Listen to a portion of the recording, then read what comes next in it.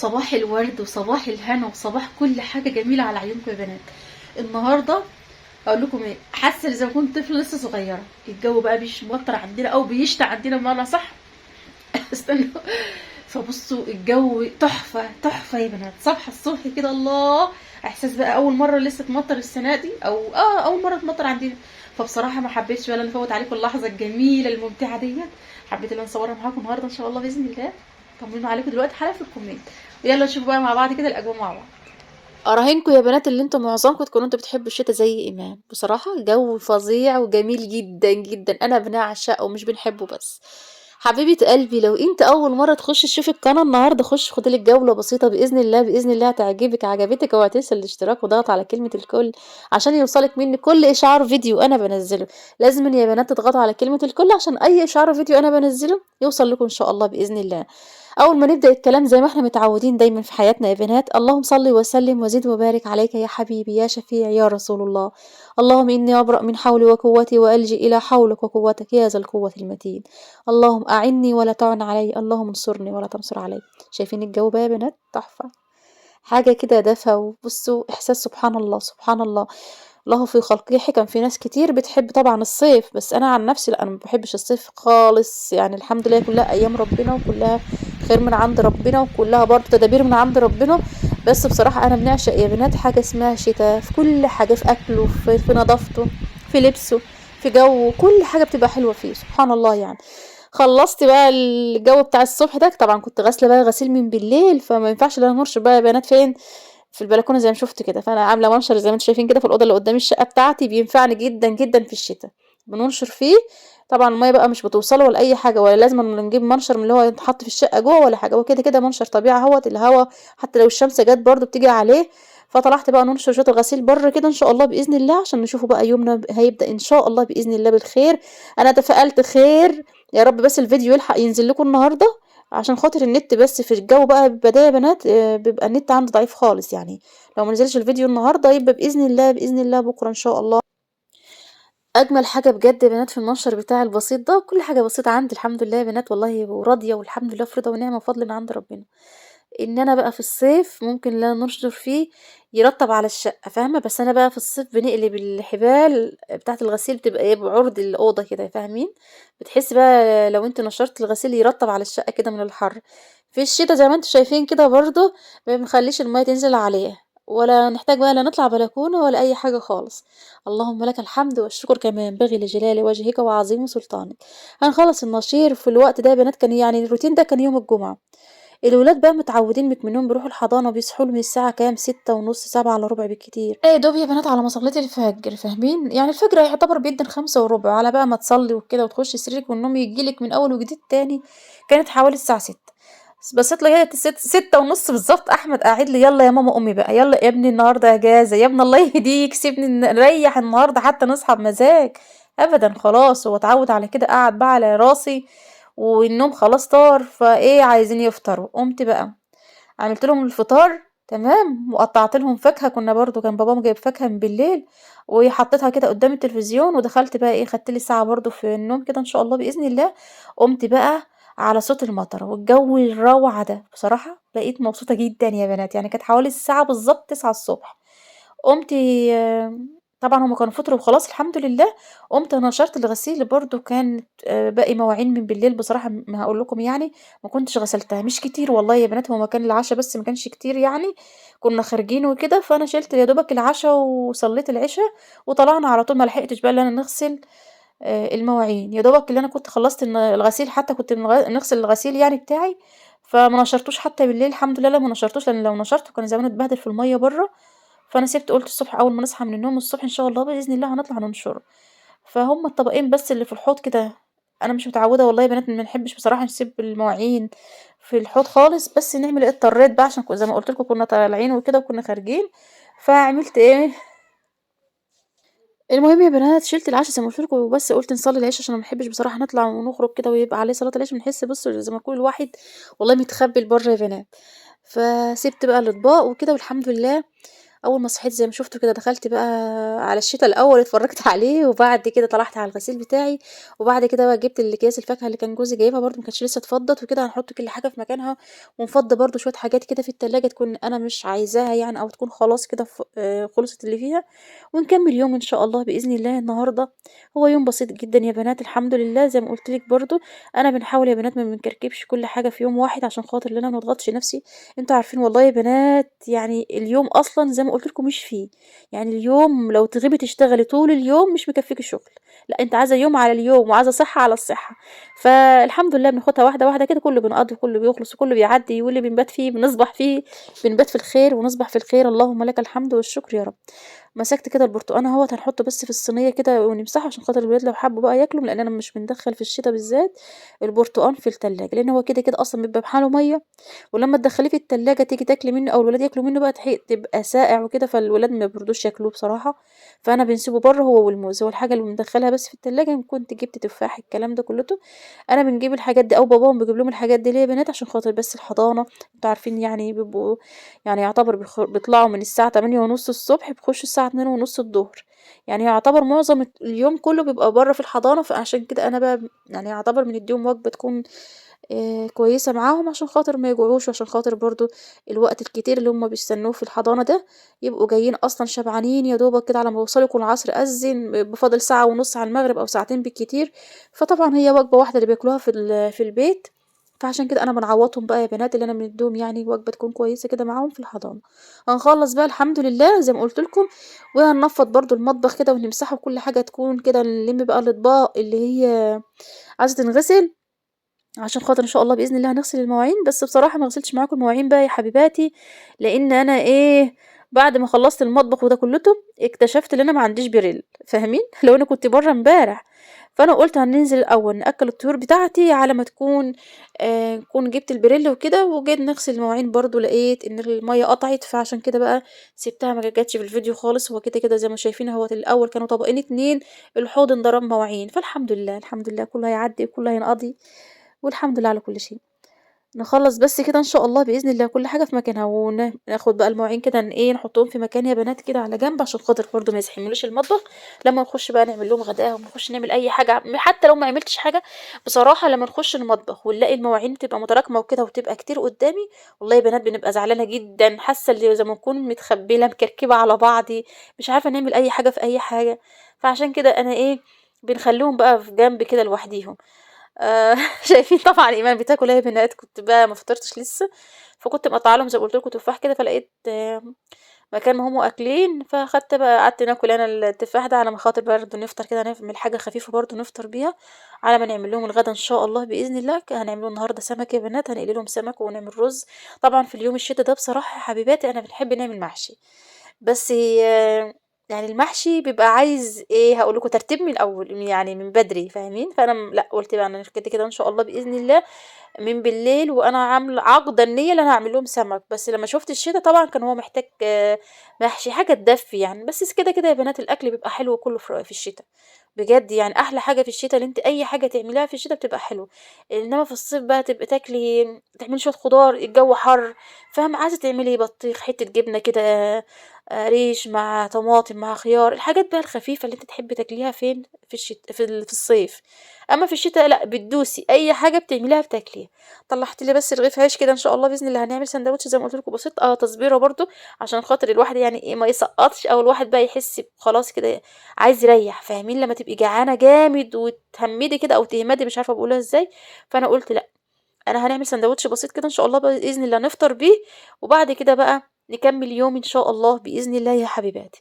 هنمسك بقى الفراولة كده نقطّعها أو مش نقطّعها بقى، أنا جايباها أساسًا عشان خاطر وسام بتحب تاكلها يا بنات كده، مش بتحب تعملها عصير، فأنا هنمسكها بقى ننضّفها لها كده ونحطها تتصفّى، ونسيبها لها كده على الرخامة بقى وهي طالعة وهي داخلة تاخد لها واحداية كده تحب تاكلها، وناخد برضه شوية نعملهم كده عصير بالموز أو باللبن، على حسب بقى ما يبقى عندي يعني، بس إن شاء الله بإذن الله أنا عملته بالموز واللبن، كان موجود اللبن متاح عندي. بعد السمك إن شاء الله، هنخلّص التنضيف وننزل بقى على الطيور بتاعتي. كان الوقت ده كلّه يا بنات كانت دخلت على الساعة 10، 10:30، كانت لسه بقى الطيور ما نزلتلهاش عشان خاطر بس حرام يعني هي زمانها كانت جعانة وكده، بس الحمد لله أنا بنحط لهم أكل بالليل قبل ما ننام، عشان لو أنا اتأخرت عليهم الصبح بنبقى والله يا بنات يعني شايلة ذنبهم، فاهمين؟ أول بقى ما نيجي ننام بالليل كده وندخّل الولاد، ناخد نَفْس كده وننزل لهم، نحط لهم الأكل بتاعهم لإن كده عندهم نور، فعشان خاطر بقى لو أنا صحيت مع الولاد الصبح طبعًا على ما نلبّس ونودّي حضانة والكلام ده كلّته، فبياخد منّي وقت جامد، فهُم بيبقوا في بالي، فاهمين؟ بنبقى صعبانين عليّا يعني، حرام ده أرواح، ويعني فاهم؟ ما نبقاش شايلة ذنبهم اللي أنا أتأخّر عليهم والكلام ده كلّته، نحط لهم أكلهم من بالليل، بحيث لو أنا اتأخّرت عليهم الصبح، هنخلّص بقى إن شاء الله بإذن الله، وأنا بنفطر كده بقى وهناخد الموز كده زي ما قُلت لكم بالبرتقان هندخّله بس كده في الأوضة بتاعتهم، لمّا يعوزوا ياكلوا أو الصبح بقى نودّيهم وهُم رايحين الحضانة. نزلت كده يا بنات بقى أهوّة عند الطيور بتاعتي تحت، الوقت ده بقى كانت الشمس خلاص طلعت شوية كده، هي مطَّرت الصبح وبعد كده الشمس طلعت تاني، بس الجو سقّع بقى، برَّد عن الأول، يعني الأول ما كانش برد للدرجة دي. هنحط لهم أكلهم الحمد لله ونحط لهم مَيّتهم، وبعد كده إن شاء الله بإذن الله نطلع بقى نشوف باقي يومي زي ما أنا عملته. طبعًا يا حبيبات قلبي أنتم عارفين بقى اللي أنا دلوقتي بامنتج لكم الفيديو بالضبط بعد صلاة العصر، يعني أنا متعودة اللي أنا ممنتجه لكم بعد صلاة الفجر، فأنا بنتمنى إن الفيديو يلحق ينزل لكم النهارده، بس على ما أعتقد النت يعني الله أعلم، الله أعلم أنا سايباها لنصيبها، لو نزل النهارده ماشي، ما نزلش النهارده يبقى بكرة إن شاء الله بإذن الله، عشان خاطر بس الوقت. بنات أنا عايزاكم تقفوا جنبي بجد، عايزة التفاعل بس على الفيديوهات يكون كتير، عشان خاطر بس الفيديوهات بتاعتي اليوتيوب يقترحها، عشان خاطر برضه القناة تكبر شوية وإن شاء الله بإذن الله، أنا عارفة اللي أنتم بتحبوني جدًا، وعارفة اللي أنتم بتتمنوا لي الخير والله عارفة، فإن شاء الله بإذن الله كل حاجة بميعادها، بس طبعًا لازمًا يعني مساندتكم ليّا ووقفتكم جنبي. هنخلّص بقى يا حبات ودخلت كده كنت مطلعة السمك البلطي بقى، هنقليه ونعمل شوية رز صيادية، إحنا كده ولادي مش بيحبوا الرز الصيادية بصراحة، فهو كان عندي رز من اللي هو الأبيض، فأنا قُلت إن بدل ما نعمل رز أبيض تاني النهارده، لأ أنا نِفْسي في الرز الصيادية بصراحة، عملته جنبي كده، وهُم كده هنعمل لهم بقى الرز الأبيض نسخّنه لهم وخلاص طالما هُم مش عايزين الرز الصيادية.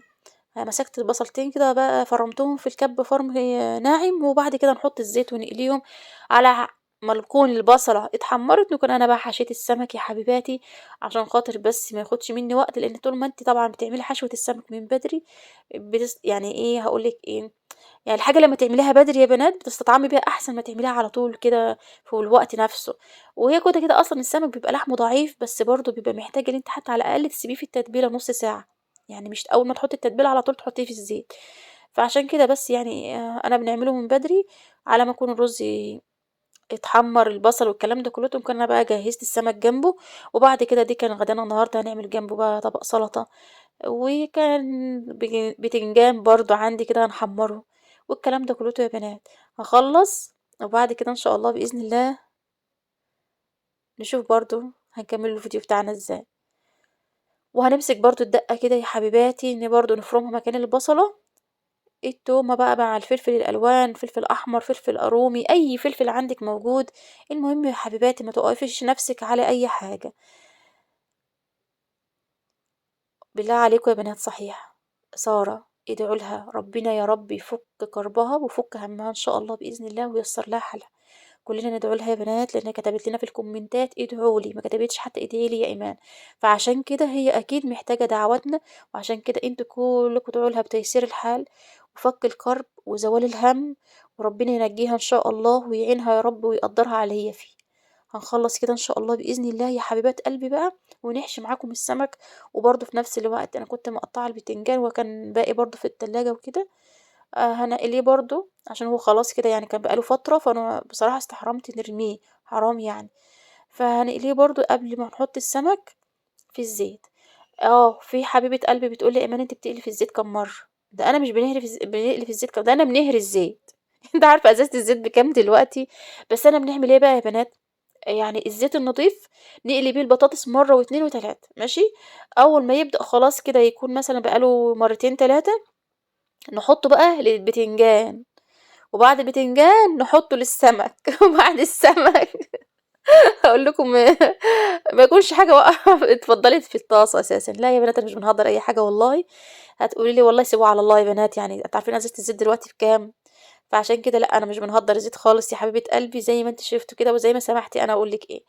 طبعا كان عندي بقى يا بنات كمون كنت جايباه حصى، فانا بنحب نجيب الكمون حصى عشان نصحنه في البيت.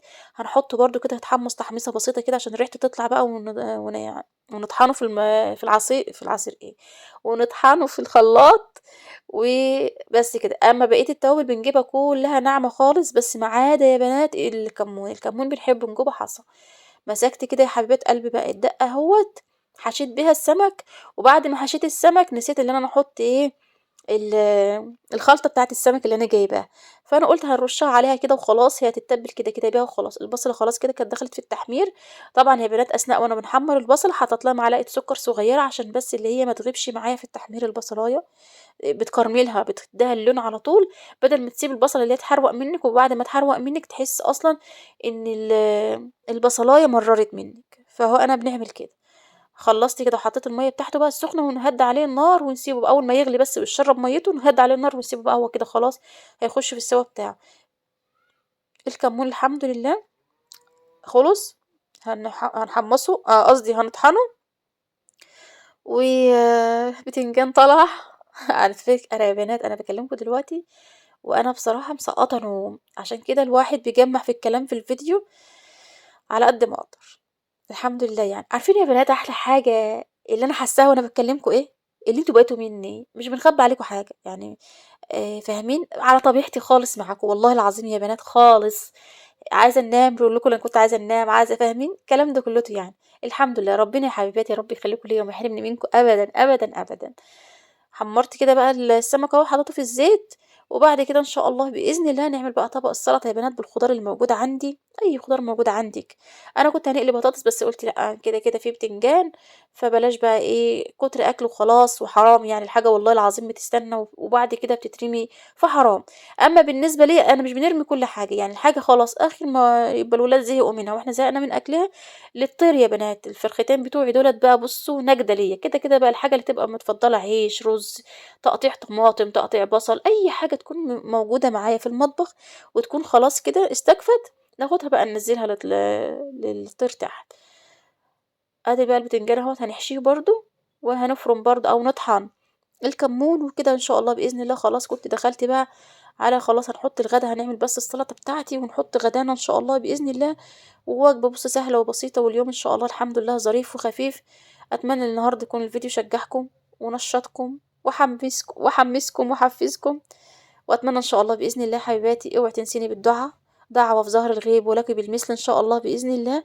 نخلّصوا غدانا وبعد كده نشوفوا برضه يا بنات باقي يومنا بس من خلف الكاميرا. باقي يومِك إيه يا إيمان بقى النهارده؟ هاقول لكم.